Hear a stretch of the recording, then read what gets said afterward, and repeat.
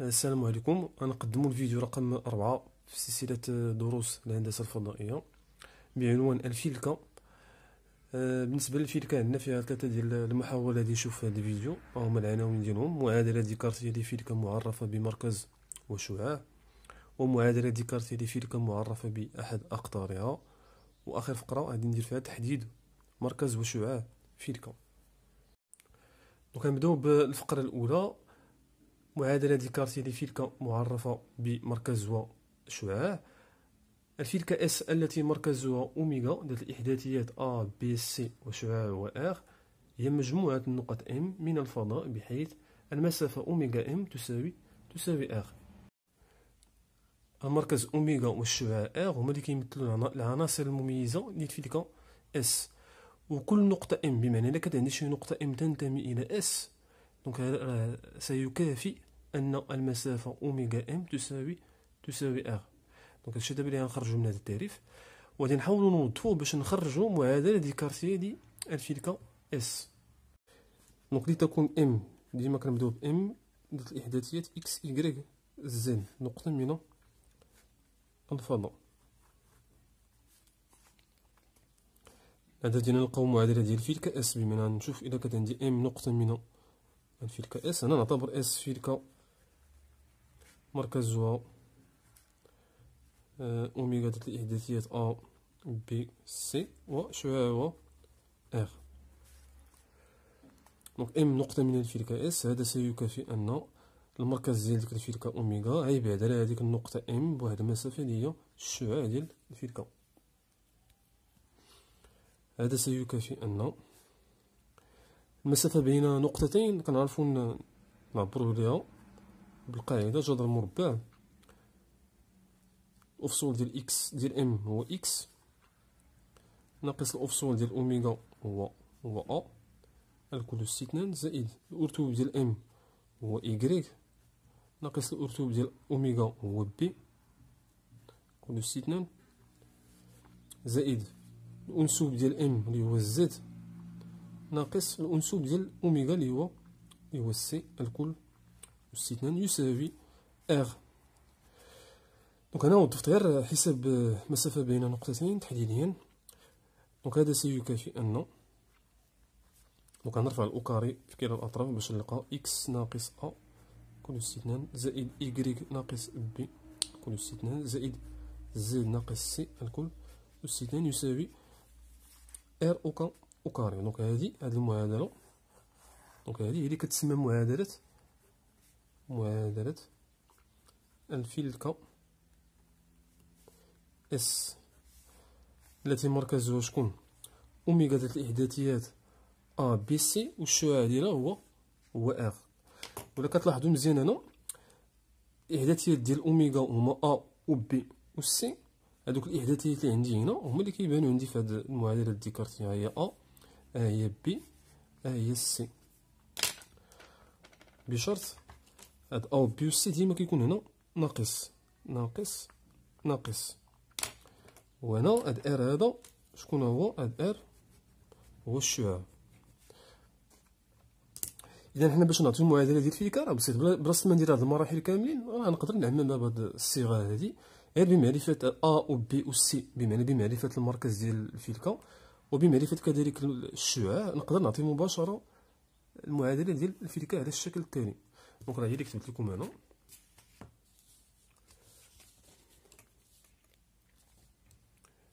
هي راه كتبتها هنا. دونك ومعادلتها الديكارتية هي إكس ناقص أ الكل سي 2 زائد إكغيك ناقص بي الكل سي 2 زائد زد ناقص سي الكل سي 2 تساوي R كاري. قلنا أ و بي و سي هما الإحداثيات ديال المركز، والتي تكافئ كذلك، دونك هاد المعادلة الأولى تكافئ كذلك معادلة أخرى بواحد الصيغة منشورة، بحال قلنا شدينا هاد الأكاري وهاد الأكاري وهاد الأكاري ودرنا عليهم متطابقات هامة ولقينا هاد التعبير هذا.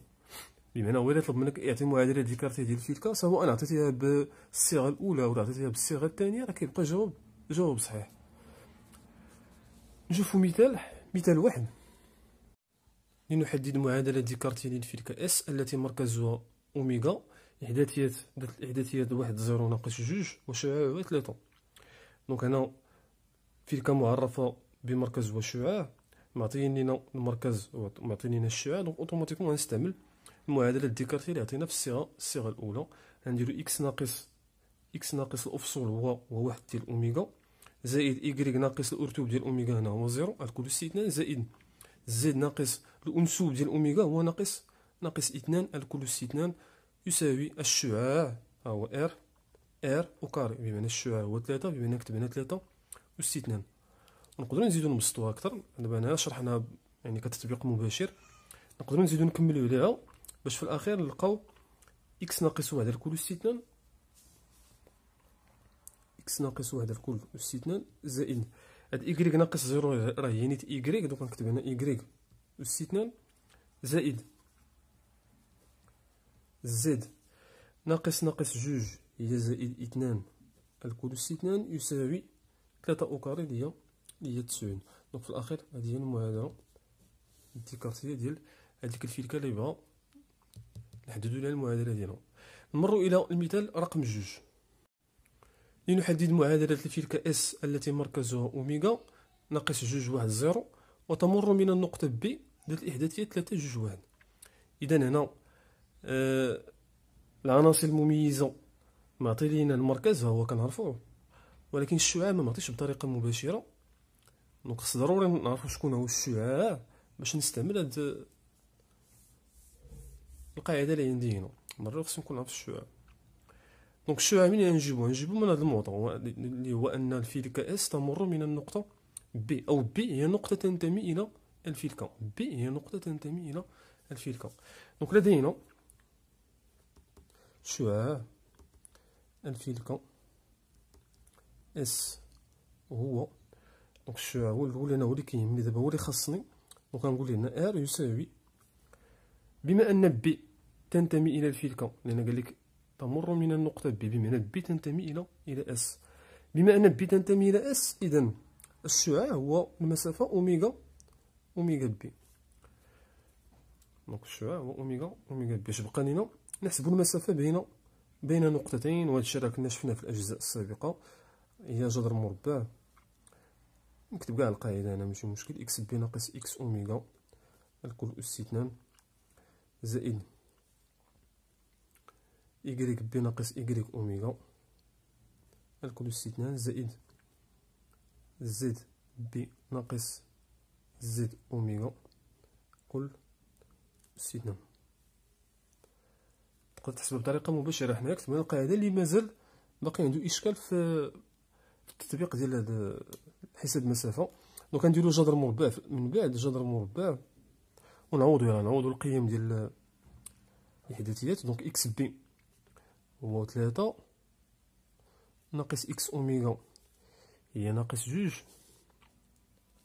ناقص 2 تعطينا زائد 2 الكل أس 2 زائد إيكغيك بي هي 2 غنقص منها إيكغيك أوميغا هي 1 الكل أس 2 زائد زد بي هو 1 ناقص زد أوميغا هو 0 الكل أس 2. دونك غنحسب في الأخير غنلقى هنا 5 أو كاري هي 25، غنلقى هنا 1 أو كاري هي 1، وغنلقى عاوتاني هنا 1 أو كاري اللي هي 1، بمعنى 25 زائد 1 زائد 1 هي 27. في الأخير جذر مربع 27.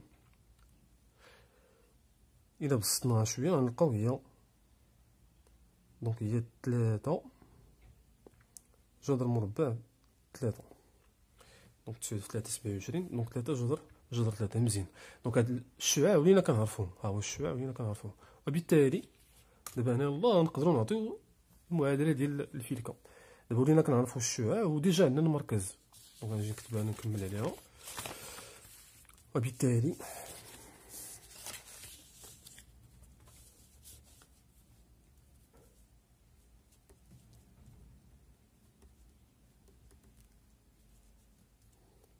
المعادله ديال الفلكه اس هي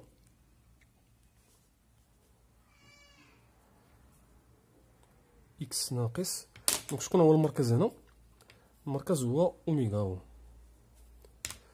دونك إكس ناقص 2 هي زائد 2 الكل أس 2 زائد إيكغيك ناقص 1 الكل أس 2 زائد زد ناقص زيرو، بلا ما نكتب ديك زيرو دونك غندير مباشرة زد او كاري يساوي في الأخير.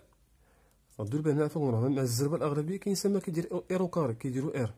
دونك شكون هو إير او كاري هنا؟ إير او كاري هو 3 جذر 3 ولا جذر 27 كاع من الأول، جذر 27 او كاري، بمعنى تعطينا في الأخير هي 27. دونك هذه هي المعادلة، دونك هذه هي المعادلة ديال الفلكة التي مركزها أوميغا وتمر من النقطة بي. دونك نمروا الآن إلى الفقرة الثانية بعنوان معادلة ديكارتية لفلكة معرفة بأحد أقطارها. لتكون أ و ب نقطتين مختلفتين من الفضاء، مجموعة النقط M من الفضاء التي تحقق المتجه AM سلم المتجه BM يساوي صفر، هي الفلكة S التي أحد أقطارها القطعة AB. دونك كما كتلاحظوا هنا إلا عندي فلكة S مركزها أوميغا و AB بأحد أقطارها، فكل نقطة M من الفلكة، مثلا خديت أنا M في الحالة هنا، كل نقطة M من الفلكة غنلقى دائما أن المتجه AM متعامدة مع المتجه BM. ماشي ديما كاين تعامد في أي نقطة خديناها، وكما شفنا مسبقا هنا عندي متجهتين متعامدتان، إذا السلم ديالهم غادي يكون منعدم، بمعنى AM متجه AM سلم المتجه BM غادي تعطينا صفر، وهذا الشيء لكل نقطة M من الفلكة فيما خديت هذيك النقطة من الفلكة. وبالتالي دائما مجموعة النقط M من الفضاء التي تحقق العلاقة الآتية، عقلوا لها مزيانك، مجموعة النقط M من الفضاء التي تحقق العلاقة التالية هي الفلكة التي أحد أقطارها القطعة AB. وكون قال لي مثلا التي تحقق، مثلا قال لي تحقق دي ام سلمي ان ام تساوي زيرو. كون قال لي حدد مجموعة النقط ام من الفضاء التي تحقق العلاقة الآتية، نقول ليه هي الفلكة التي أحد أقطارها القطعة دي ان، القطعة دي ان. دونك نمر الآن إلى المثال رقم 3 لنحدد معادلة ديكارتية للفلكة اس التي أحد أقطارها القطعة سي دي، وكل نقطة كنعرفو الإحداثيات ديالها. دونك الجواب اللي غادي نديرو هنا، دونك أول حاجة غادي نعتبر ام نقطة من الفضاء لتكون ام ذات الإحداثيات اكس إيكغيك زد، لأننا نهضر على مجموعة من النقط من الفضاء. دونك لتكون ام ذات الإحداثيات اكس إيكغيك زد نقطة من الفضاء. دونك لدينا إلا كانت عندي النقطة ام كتنتمي إلى الفلكة اس، فهذا سيكافي أنه المتجه سي ام سلمي المتجه فين هي دي، دونك دي ام غتعطينا شحال؟ غتعطينا صفر. صافي غير هادي دابا هاد الجداء السلمي هذا إذا كملنا عليه بتوظيف الصيغة التحليلية راه في الأخير راه غنتحصلوا على معادلة ديال الفلكة اللي بغينا نلقاوها هنا. دونك نكمل تكافي،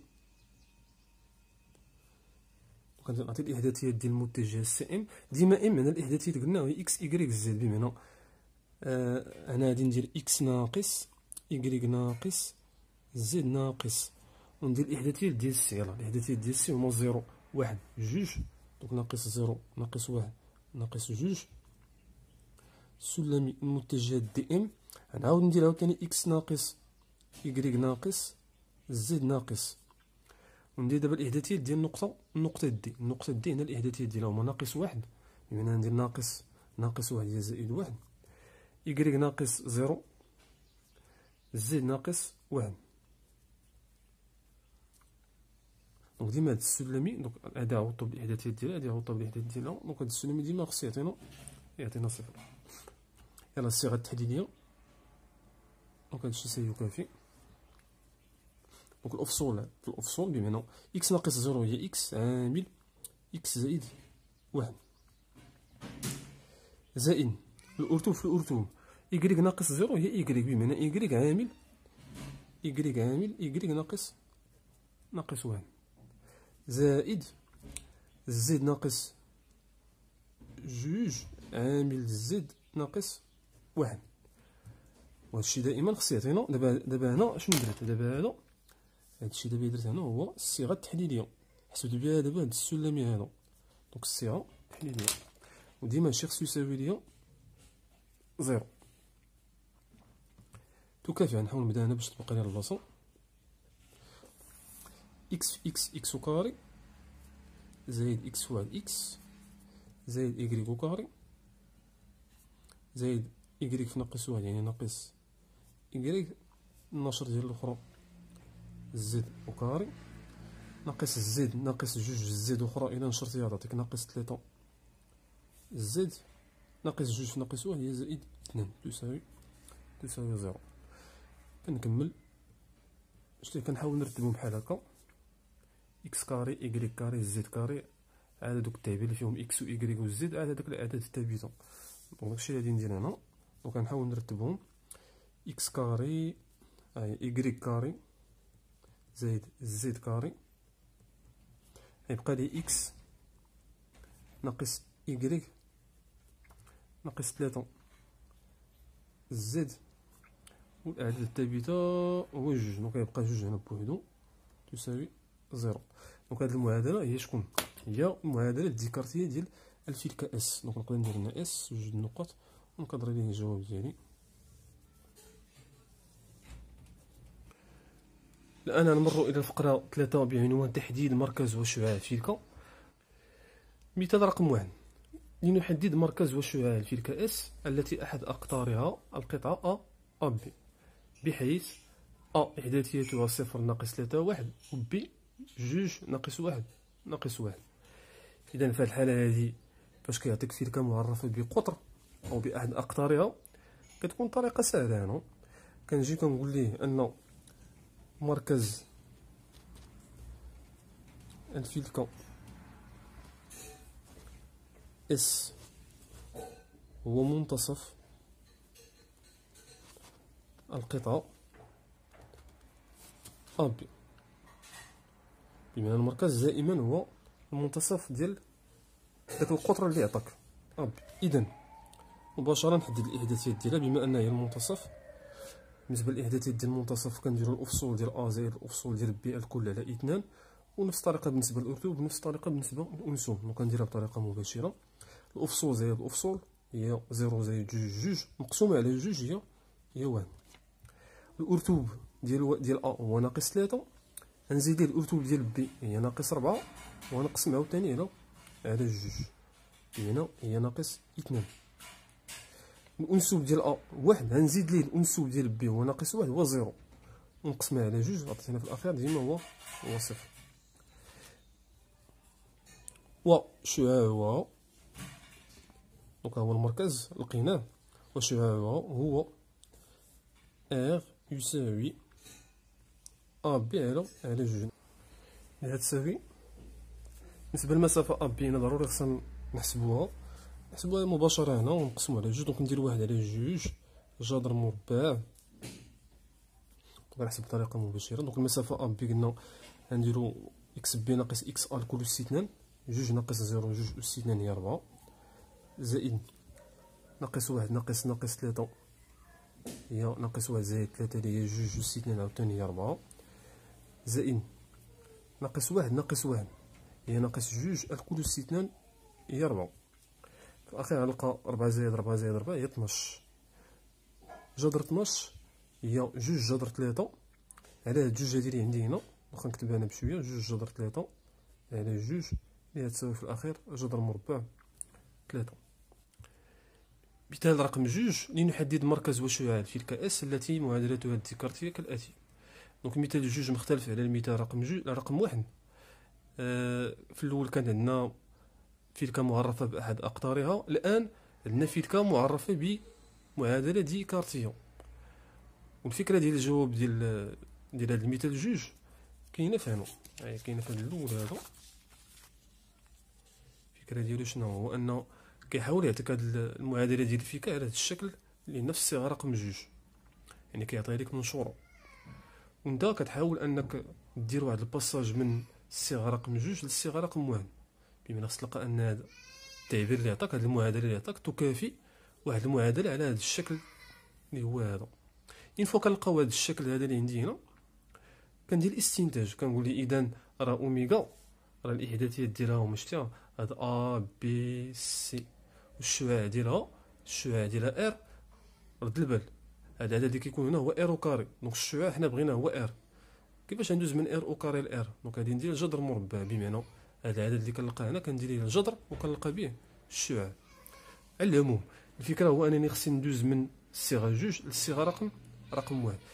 من الصيغه رقم واحد نخرج من هذيك الساعه الاحداثيات ديال المركز والقيمه ديال الشعاع. دونك هادشي دابا اللي عندنا هنا.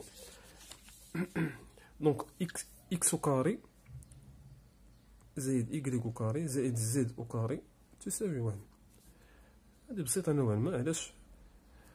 لان هاد اكس او كاري هو كتبها بشويه باش تبان لكم، هي اكس ناقص زيرو الكل سي 2 زائد إيكغيك ناقص زيرو الكل سي 2 زائد زد ناقص زيرو الكل سي 2 تساوي واحد او كاري. دابا هادي راه تكافئ هادي كما قلت لكم ديك الساعه، دزت من الصيغه رقم جوج للصيغه رقم واحد. دابا داك ا صغيره و بي صغيره و سي صغيره هما 0 0 0، وبالتالي هادو هما الاحداثيات ديال المركز ديال الفيلكا. وهذا هاد العدد اللي عندي هنا، هاد واحد هذا هو الشعاع، هو ار. صافي عندي الاستنتاج هنا مباشره. اذا مركز الفيلكا اس هو اوميغا ديال الاحداثيات صفر صفر صفر، بمعنى هو داك اصل المعلومه اللي خدامين فيه نقدروا نسميوها او نو ماشي مشكل. وشعاعها هو ار يساوي واحد. نمروا الان الى مثال رقم 3. لتكون اس مجموعه النقط ام ذات الاحداثيات اكس ايكغيك زد من الفضاء، والتي تحقق المعادله التاليه لنبين ان اس هي فيليكا مع تحديد مركزها وشعاعها. دونك اكس كاري كنطلق ديما من ديك المعادله اللي عطاها لي منشوره، زائد زد كاري ناقص 4 إيكغيك ناقص جوج زد زائد واحد تساوي زيرو. دونك هاد المعادله ستكافئ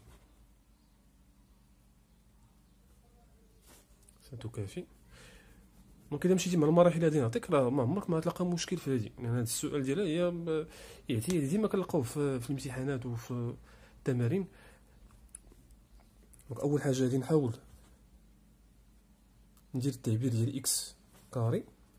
كنشوف الا كان اكس هنا راه كنحطها حدا اكس كاري، الا ما كانتش صافي كنخليها اكس كاري. بحال دابا هنا كاين غير اكس كاري ما كايناش اكس، زائد إيكغيك كاري. نشوف الا كانت عندي إيكغيك، شوف هي كاينه هنا.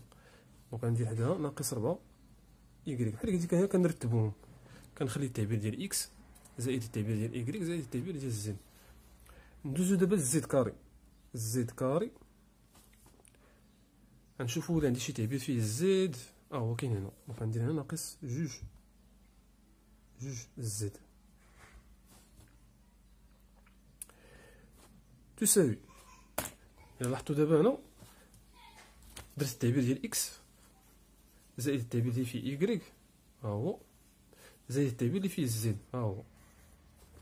في الاخير كيبقاو لي دوك يعني كيبقاو لي اعداد ثابته، يعني ما فيهم لا اكس لا إيكغيك لا زد. بحال دابا هنا هو هاد واحد، هاد زائد واحد شنو غندير؟ غندير الطرف الاخر غنقول ليه تساوي ناقص واحد. مزيان. تتم تكافي. بالنسبه لاكس كاري غادي نخليها كما هي، لان اكس كاري هي اكس ناقص صفر الكل أس 2، وبالتالي داك ا اللي كنقلب عليه هنا هو زيرو. راه دابا هنا فين عندي الاشكال؟ إيكغيك كاري ناقص 4 إيكغيك كاري ناقص 4 إيكغيك. خصني نكتبها على الشكل ديال هذا التعبير اللي هو إيكغيك ناقص شي عدد بي الكل أس 2. يبقى خصني ندير فيها متطابقه هامه، خصني نعملها، خصني نلقاها على شكل تعميل. ولا كما كنلاحظ هنا ما نقدرش ندير متطابقه هامه في إيكغيك كاري ناقص 4 إيكغيك، وبالتالي كنكون مضطر انني نفكر في اضافه عدد ونقص عدد باش نخرج منها متطابقه هامه. وكاختصار باش بلا ما نبداو نفكروا بزاف في هذه المساله هذه، نعطيكم جوج ديال القواعد كنخدموا بهم هنا كاختصار. وكاينه ملحوظه هما نفس القاعده، غير في الحاله الا كان عندي ناقص هنا، والحاله الاخرى الا عندي زائد. وكما كنلاحظوا هنا عندي إيكغيك كاري ناقص 4 إيكغيك، غنكتبها أنا بشوية. إيكغيك كاري ناقص 4 إيكغيك تساوي، دونك هاد القاعدة هادي بلاصة إكس دير فيها إيكغيك، راه بحال بحال هادي راه كتبقى صحيحة إلا كان إكس ولا كان إيكغيك ولا كان زد. دونك إيكغيك وكاري ناقص 4 إيكغيك، شكون هو دابا هنا؟ هو 4. شي إلا كان ناقص هنا بلا ما كيديرونجيناش حنا هاد ناقص وزائد، كان ناقص راه كيكون ناقص هنا، كان زائد كيكون هنا زائد ياك. دونك إيكغيك كاري ناقص 4 إيكغيك غتساوي حسب القاعدة الأولى هي إيكغيك، لأن إكس هنا هو إيكغيك ناقص، لأن عندي ناقص هنا على جوج. قلنا شكون هو هنا؟ هو 4، بمعنى هنا على جوج هي جوج، 4 على جوج هي جوج، الكل أس 2 ناقص هاد على جوج بلا ما تبقى تعاود تحسبو تاني زيرو. راه هاد على جوج، هاد على جوج راه هو اللي كاين هنا، هاد على جوج راه هو اللي لقيتيه هنا، هو هداك العدد، غير هو في الأخير هو أس 2. بحال دابا هنا شكون هو على جوج؟ هو 2. دونك غادي نعاود نكتب ديك 2 هنا، نعاود نكتب 2 ونرفع الاش أس 2، يعني في الأخير غتعطينا إيكغيك ناقص جوج الكل أس 2 ناقص 4. شتيها دابا هذا غنجي مباشرة غنعوضو بهاد التعبير هذا. شوفوا الحالة الأخرى ديال الزد، هاد خصنا دابا فين؟ هاد خصنا الزد كاري، هادو دابا راه ساهلين، تقدر كاع ما دير حتى هاد القاعدة ما تقدر ديرها لأن فيها 4 و 2 كيكونوا شوية ساهلين. زد كاري ناقص جوج زد، يعني نكتبها هنا زد كاري ناقص جوج زد تساوي، دونك هادي دابا كتكتب على هاد الشكل هذا، كتكتب على هاد الشكل الأولاني، غير بلاص إكس هي زد. دونك شكون هو هنا؟ هو جوج، شتيها هنا هو جوج، يلا نستعملو القاعدة. دونك كتعطينا زد كاينه ناقص هنا، دونك غندير ناقص، وهنا دابا اش غنكتب؟ على جوج، بمعنى جوج على جوج مباشرة نكتب ليه واحد الكل أس 2 على برا. اش كاين ناقص، ديما على برا فيهم ناقص، ناقص هاد واحد اللي لقيت هنا غنرفعو أس 2 اللي هو شحال؟ هو واحد. دونك هادي دابا غادي نعوضها بهاد التعبير هذا. دونك نجي نكمل على هنا، قلنا إيكغيك كاري ناقص 4 إيكغيك ها هي، غنعوضها بهاد التعبير اللي عندي هنا. دونك هي إيكغيك ناقص جوج كل أس 2 ناقص 4. بالنسبة للزد كاري ناقص جوج زد ها هي، غادي نعوضها بهاد التعبير هذا اللي هو زد ناقص واحد، دونك زائد زد ناقص واحد الكل أس 2 ناقص واحد أخرى. دابا يلاه وصلت هنا، دابا كل حاجة عوضتها، هذا كامل عوضتو بهاد الخضر تساوي هاد ناقص واحد يبقى عندي في الطرف الآخر. دونك كما كتلاحظوا صافي مسألة بسيطة هنا. دونك إكس كاري غنكتبها على الشكل ديال إكس ناقص صفر الكل أس 2 زائد إيكغيك ناقص جوج الكل أس 2 زائد زد ناقص واحد الكل أس 2. وهاد الأعداد اللي بقاو ليا، هاد الأعداد هادو، هاد ناقص 4 وناقص واحد غيمشيو للطرف الآخر. دونك إلا مشاو للطرف الآخر اش يعطينا باش منكترش الحساب هنا ياك؟ شنو يعطينا في الطرف الآخر؟ إلا مشى هذا أصلا كان عندي ناقص واحد في الطرف الآخر، هاهي ناقص واحد، دونك كتجي ناقص 4 للطرف الآخر غتولي زائد 4، ناقص واحد تمشي للطرف الآخر غتولي زائد واحد، دونك كتمشي واحد مع ناقص واحد وتبقى لي في الأخير 4. دونك غندير هنا مباشرة تساوي 4. وبالتالي شنو لقينا دابا هنا؟ لقينا الصيغة الأولى بحال هكا. وبالتالي مركز الفلكة اس هو أوميغا ديال الإحداثيات. يلا بالنسبة للإحداثيات هو هو 0، بي هو جوج، و سي هو واحد، بمعنى 0 واحد جوج واحد، عفوا جوج واحد.